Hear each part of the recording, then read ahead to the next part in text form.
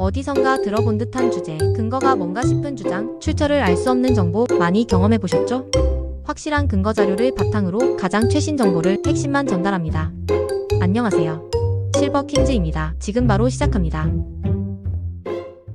안녕하세요. 오늘은 변경되는 운전면허 제도에 대해 알아보겠습니다. 최근 고령 운전자 증가로 인한 교통사고 문제가 사회적 이슈로 대두되면서 정부에서는 안전한 도로 환경 조성을 위해 다양한 제도 개선을 추진하고 있습니다. 특히 2025년부터 도입될 65세 이상 운전자 조건부 면허 제도는 우리 모두의 관심이 필요한 중요한 변화입니다. 이 제도가 우리의 안전을 지키면서도 편리한 이동을 보장할 수 있을지 함께 자세히 살펴보도록 하겠습니다. 먼저 2025년부터 시행될 65세 이상 운전자 조건부 면허 제도에 대해 알아보겠습니다. 이 제도는 고령 운전자의 안전을 위해 도입되는 것으로 야간 운전이나 고속도로 주행 등에 제한을 둘 수 있습니다. 또한 안전장치 의무화와 속도 제한 등의 조건이 부여될 수 있어요. 이는 고령 운전자의 신체적 특성을 고려한 맞춤형 운전 환경을 제공하기 위한 것입니다. 예를 들어 70세 김영호 씨의 경우 야간 시력이 좋지 않아 밤 10시부터 새벽 6시까지는 운전을 하지 않는 조건으로 면허를 유지할 수 있게 됩니다. 또한 안전 운전을 위해 차량에 후방 카메라와 주차 보조 시스템을 의무적으로 설치해야 할 수도 있습니다. 이러한 조치들은 김영호 씨와 같은 고령 운전자들의 안전을 지키면서도 이동의 자유를 보장하기 위한 것이죠. 더불어 정부는 고령 운전자의 운전 능력을 평가하기 위해 가상현실 기술을 활용한 적성 검사를 도입할 예정입니다. 2022년부터 3년간 총 36억 원의 예산을 투입하여 VR 기반의 테스트를 개발하고 있습니다. 이 테스트는 고령 운전자의 인지 능력, 반응 속도, 판단력 등을 종합적으로 평가할 수 있어 더욱 정확한 운전 능력 측정이 가능할 것으로 기대됩니다. 다음으로 전기차를 이용한 운전면허 시험이 가능해진다는 소식입니다. 이제 1종 및 2종 자동차 면허를 전기차로도 취득할 수 있게 되었어요. 이는 친환경 자동차 시대에 발맞춘 변화라고 할 수 있습니다. 전기차의 특성에 맞춰 채점 기준도 변경될 예정이니 전기차로 운전면허를 취득하고자 하는 분들은 이 점을 참고하시기 바랍니다. 서울 강남구에 사는 65세 박미영 씨는 최근 전기차로 운전면허를 취득했습니다. 박 씨는 처음에는 전기차 조작이 낯설었지만 조용하고 부드러운 주행감에 매료되었어요. 특히 환경에도 도움이 된다는 생각에 더욱 만족스럽습니다. 라고 소감을 전했습니다. 이처럼 전기차를 이용한 운전면허 취득은 환경보호에 관심 있는 중장년층에게 좋은 선택지가 될 수 있을 것 같습니다. 70세 이상 운전자의 의무 적성 검사도 강화됩니다. 이제는 오프라인으로 적성 검사를 받아야 하며 교통안전 교육도 필수로 이수해야 합니다. 이는 고령 운전자의 신체적, 인지적 능력을 정확히 평가하고 안전 운전에 대한 인식을 높이기 위한 조치입니다. 실제로 부산에 사는 72세 이춘식 씨는 최근 강화된 적성 검사를 받았습니다. 이 씨는 처음에는 번거롭다고 생각했지만 검사를 받으면서 내 운전 능력을 객관적으로 평가받을 수 있어 오히려 안심이 되었어요. 교통안전 교육을 통해 최근 바뀐 교통법규도 배울 수 있어 유익했습니다. 라고 말했습니다. 65세 이상 운전자의 면허 갱신 주기도 변경됩니다. 기존 10년에서 5년으로 단축되어 더욱 자주 운전 능력을 확인받게 됩니다. 이는 고령자의 신체 변화를 고려한 조치로 안전한 도로 환경 조성에 도움이 될 것으로 기대됩니다.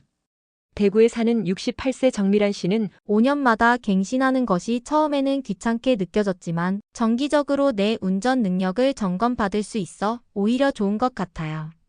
가족들도 더 안심하는 것 같고요. 라고 말했습니다. 한편 고령 운전자 면허 반납 인센티브도 확대됩니다. 지역별로 교통비 지원금이 증가하고 면허 반납 시 다양한 혜택이 강화됩니다. 부산에 사는 72세 이정숙 씨는 최근 운전면허를 반납하고 월 10만 원의 교통비 지원을 받게 되었습니다. 이정숙 씨는 운전에 대한 부담감이 컸는데 이렇게 혜택을 받으니 오히려 마음이 편해졌어요. 대중교통을 이용하면서 새로운 일상을 즐기고 있습니다. 라고 말했습니다. 서울시의 경우 70세 이상 운전자가 면허를 반납하면 월 10만 원의 교통비를 지원하고 있습니다. 이 제도를 통해 2022년 한 해 동안 약 2,700명의 고령 운전자가 면허를 반납했다고 합니다. 이는 전년 대비 30% 증가한 수치로 인센티브 제도가 효과를 보고 있음을 알 수 있습니다. 7년 무사고 운전자의 일종 면허 갱신 조건도 변경됩니다. 이제는 운전 경력 증명이 필요해집니다. 이는 실제 운전 경험을 중요시하는 방향으로 제도가 변화하고 있음을 보여줍니다. 인천에 사는 55세 김철수 씨는 7년 동안 무사고로 운전했다는 것만으로는 부족하다고 생각해요. 실제로 얼마나 자주 어떤 환경에서 운전했는지도 중요하니까요. 이번 변경이 더 안전한 도로 환경을 만드는 데 도움이 될 것 같습니다. 라고 말했습니다. 운전면허 대여 및 차용에 대한 처벌도 강화됩니다. 이제 운전면허를 빌려주거나 빌리는 행위는 2년 이하의 징역 또는 500만 원 이하의 벌금에 처해질 수 있습니다. 이는 불법 운전을 막고 도로 안전을 지키기 위한 조치입니다. 경기도에서 택시 운전을 하는 58세 박영민 씨는 가끔 동료 운전자들 사이에서 면허를 빌려주는 일이 있었는데 이제는 그런 일이 완전히 없어질 것 같아요. 처벌이 강화되니 모두가 조심하게 될 거예요. 라고 말했습니다. 모바일 운전면허증 도입도 주목할 만한 변화입니다. 이제 스마트폰으로 운전면허증을 제시할 수 있게 되어 편의성이 크게 향상될 것으로 보입니다. 더 나아가 이 디지털 신분증은 다양한 분야에서 활용될 가능성이 있어 기대를 모으고 있습니다. 서울에 사는 50세 이미경 씨는 모바일 운전면허증을 사용해 본 후 지갑을 따로 들고 다니지 않아도 되니 정말 편리해요. 특히 렌터카를 이용할 때나 주류를 구매할 때 유용하게 사용하고 있어요. 라고 말했습니다. 자율주행차와 관련된 법규도 변경됩니다. 부분 자율주행차 운전자의 의무사항이 새롭게 규정되어 변화하는 자동차 기술에 발맞춘 법적 기준이 마련되고 있습니다. 자동차 업계에서 일하는 45세 정태훈 씨는 자율주행 기술이 빠르게 발전하고 있어 관련 법규 정비가 시급했어요. 이번 변경으로 자율주행차 상용화가 더욱 가속화될 것 같습니다. 라고 전망했습니다. 마지막으로 고령 운전자 교통사고 증가에 따른 안전 대책도 마련되고 있습니다.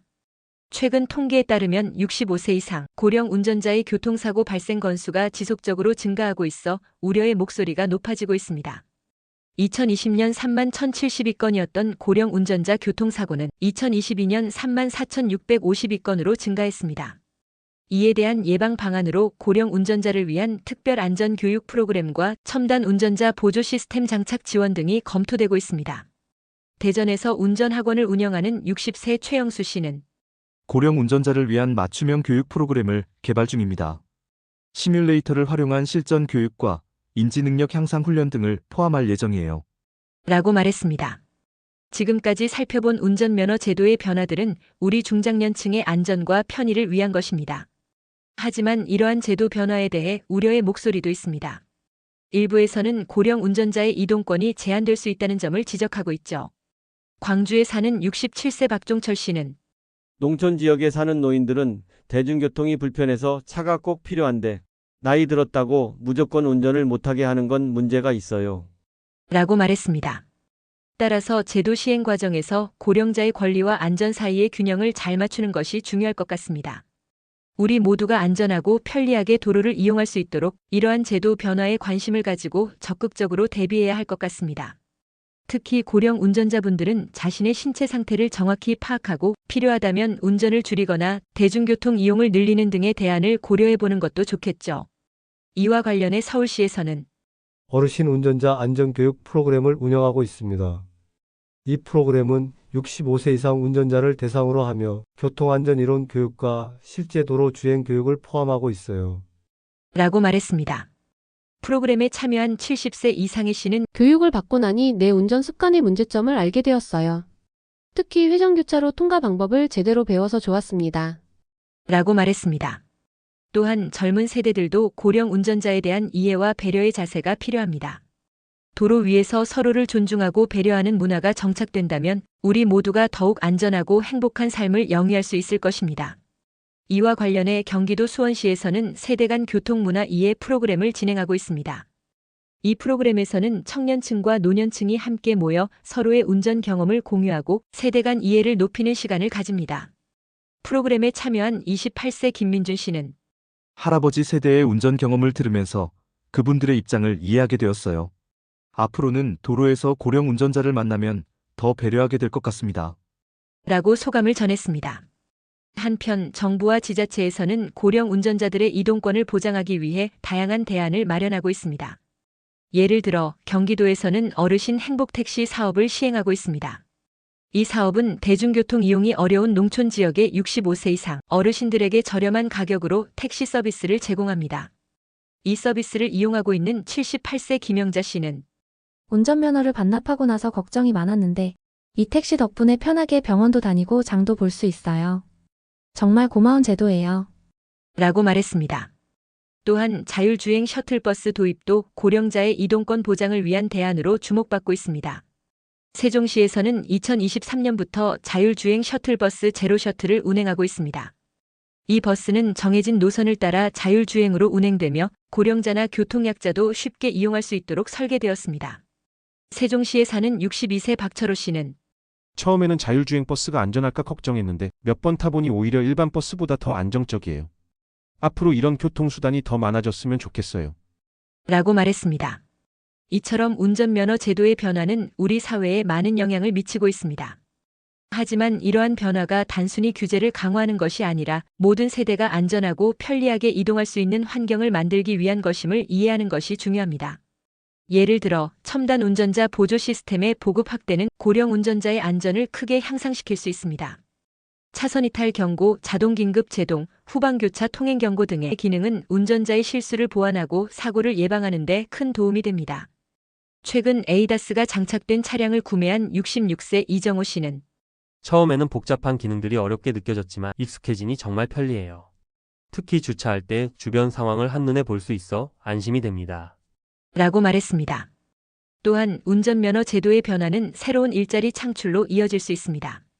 예를 들어 고령 운전자를 위한 맞춤형 교육 프로그램이 확대되면서 관련 강사나 상담사의 수요가 증가할 것으로 예상됩니다. 실제로 부산에서 은퇴 후 교통안전 강사로 새 삶을 시작한 63세 정미숙 씨는 제 경험을 살려 다른 분들의 안전운전에 도움을 줄 수 있어 보람을 느낍니다. 은퇴 후에도 사회에 기여할 수 있는 길이 있다는 것이 기쁩니다. 라고 말했습니다. 변화하는 운전면허 제도에 대해 알아보았는데요. 여러분은 어떻게 생각하시나요? 특히 운전을 하실 때는 항상 주의를 기울이고 자신의 건강 상태를 고려하여 무리하지 않는 것이 중요합니다. 필요하다면 가족이나 지인과 상의하여 운전 계획을 세우는 것도 좋은 방법이 될 수 있습니다. 마지막으로 우리 사회가 고령화되면서 발생하는 다양한 문제들에 대해 세대 간 이해와 소통이 더욱 중요해지고 있습니다. 운전면허 제도의 변화도 이러한 맥락에서 이해할 수 있을 것 같습니다. 모든 세대가 서로를 이해하고 배려하는 마음을 가진다면 우리 사회는 더욱 안전하고 행복한 곳이 될 수 있을 것입니다. 지금까지 실버 퀸즈였습니다.